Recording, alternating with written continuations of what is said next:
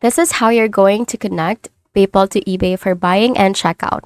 First, you're going to log in to your eBay account and then you're going to go to account settings. So to locate the account settings, you're going to head over to your name at the top left corner of the screen. You're going to hover over it and then you're going to click on account settings.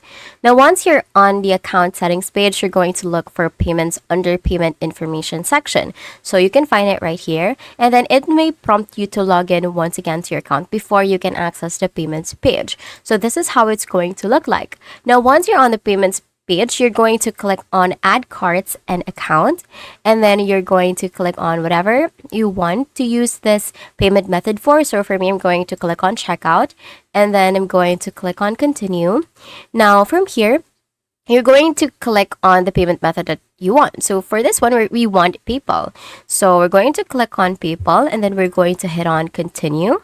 And then it's going to prompt you to log in or to sign into your PayPal account and authorize the connection. Now, once linked, you can use PayPal to pay for your eBay purchases at checkout. And that's it.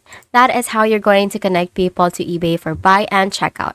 If you found this video helpful, please don't forget to like the video and subscribe to the channel for more videos like this.